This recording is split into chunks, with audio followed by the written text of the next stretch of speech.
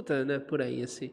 Quando você perdeu o seu bebê, o número 10, Hum, e você engravidou da Eleven, não te julgaram? Tipo assim: "Você é maluca, com você é certeza. doida, você acabou de passar por um sofrimento e vai se". Como que foi essa Muito. sensação pra você se questionou também sobre isso? Não, eu fiquei com um pouco de receio de tudo acontecer de novo, Certo, você ficou com que foi medo, bem né? traumático.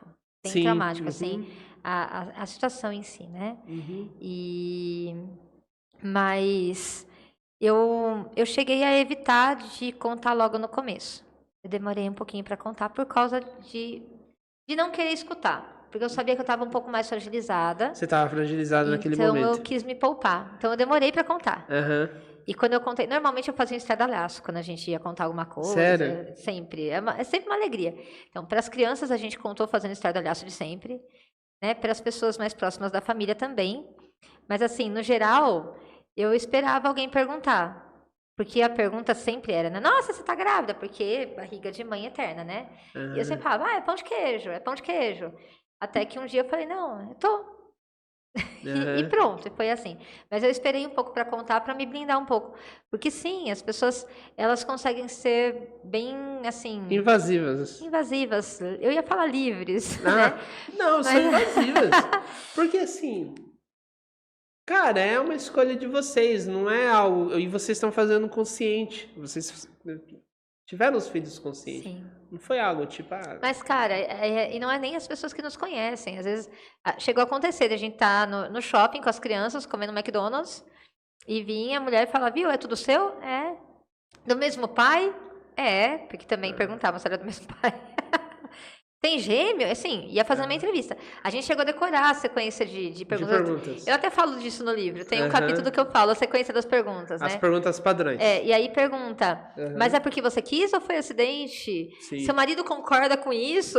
As coisas assim Nossa. absurdas. Aham. Já aconteceu de a gente estar em lugares públicos e a gente notar assim as pessoas pegando o telefone para filmar, para esperar se vai ter alguma birra, sabe? Alguma coisa assim, Caramba. né?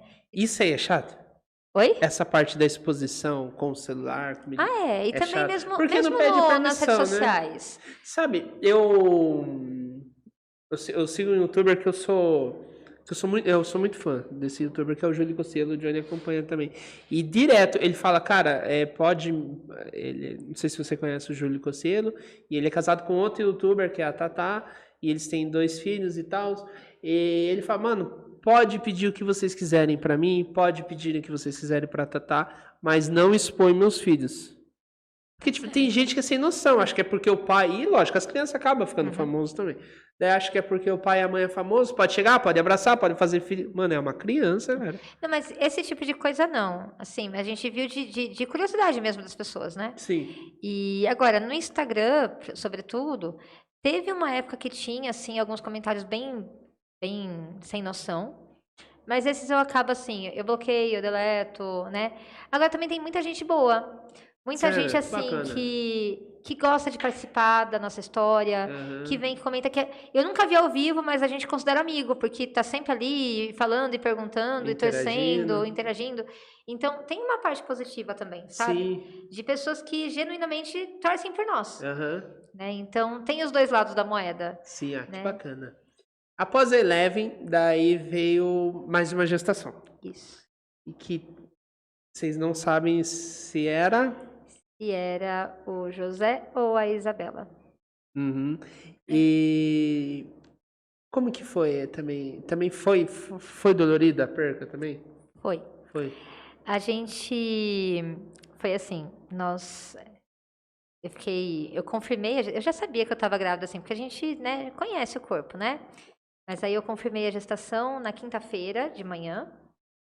Na hora do almoço nós contamos para as crianças. Aham. Foi uma Foi festa. uma As festa, crianças adoram ter irmão. muito.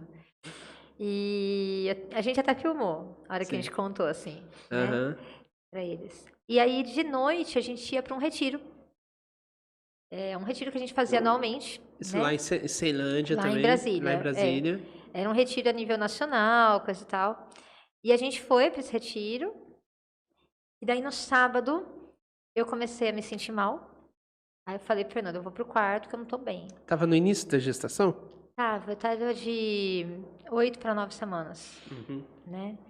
E daí eu não saí mais do quarto, né? Comecei com uma hemorragia, aí ligamos pro médico que tinha acompanhado o parto da Eleven, ele deu algumas instruções pra gente, só que eu demorei para conseguir auxílio, porque inicialmente, como eu sangrei bastante, eu fui fazer ultrassom, não viram nenhum resquício do nosso filho no ultrassom, então foi considerado que eu já tinha perdido. Mas na verdade o bebê estava na trompa. E a gente foi se dar conta disso só na outra semana. Então. O bebê ele estava sendo gerado na trompa? Ou Isso. naquele momento ele já Não, estava. ele estava sendo gerado nas trompas, isso, na minha trompa. E aí o que aconteceu? Eu sentia muitas dores. Daí, saúde pública em Brasília é caótica. Então a gente passou por vários hospitais e um não tinha máquina, um não queria acolher por conta do meu histórico de várias cesáreas, o outro estava interditado por causa de piolho de pomba. Piolho de pomba, tava interditado por causa de piolho. Mentira isso aí. Não é. É sério isso aí? E aí até que a gente conseguiu atendimento no hospital. Nesse momento você sabia já que estava sendo gerado nas trompas? Ou... Sim. Sim, tá. E já sabia também que o bebê já havia falecido. Porque tem um exame que a gente faz, que é o beta quantitativo, que é o exame de sangue. Então, o normal é ele se duplicar a cada 48 horas. E ele estava caindo. Então, isso já indicava um óbito do bebê. E aí, nós conseguimos dar entrada no hospital. Mas aí, durante o plantão noturno, a trompa se rompeu. E o médico que estava no plantão não quis me puxar para o centro cirúrgico, não tinha vaga, não sei, enfim. Então eu fiquei praticamente umas 5 horas com hemorragia interna. Caramba. Aí Você sentindo dor? Eu fui para Nárnia. Sério? Tem muita coisa que eu não lembro, que eu sei porque me contaram. Eu sei que em algum momento eu entrei em choque, eu sei que em algum momento... enfim, eu sei que eu fui entubada. Entrou em choque assim de se apavorar ou entrou em choque tipo não, colapso? Em choque e colapso. Caramba. Não era pra eu estar aqui. Pra resumir a história, Deus foi muito bom que ele manteve a minha vida. E aí, quando trocou o plantão, a médica conseguiu me encaminhar pro centro cirúrgico. Eu tive que tomar muito sangue, porque eu perdi muito sangue. Perdeu muito mesmo? Muito. E precisei ser entubada, machucou minha garganta. Então, até hoje, para cantar, eu sinto dor. Né? Porque na pressa usaram um tubo de 1 polegada um pouco maior do que eu deveria, enfim. E aí eu precisei fazer a retirada das 2 trompas, porque uma rompeu e a outra coagulou o sangue ali dentro, não deu para limpar. Então, caramba. Eu sempre falava, né, que o pessoal falava, vai ligar, vai fechar a fábrica, né? E eu falava, eu não posso fechar, eu sou a gerente. Certo. O dono da fábrica que tem que fechar ou não. Você sempre falava isso? Sempre falava isso. Era uma falava do coração interna. ou falava brincando? Não, era uma brincadeira séria. Era uma brincadeira séria? Era. E ele fechou. Quantos anos você estava nessa época? Eu estava com 39. 39. Então é bem recente. É bem recente. Bem Foi recente. novembro de 2022.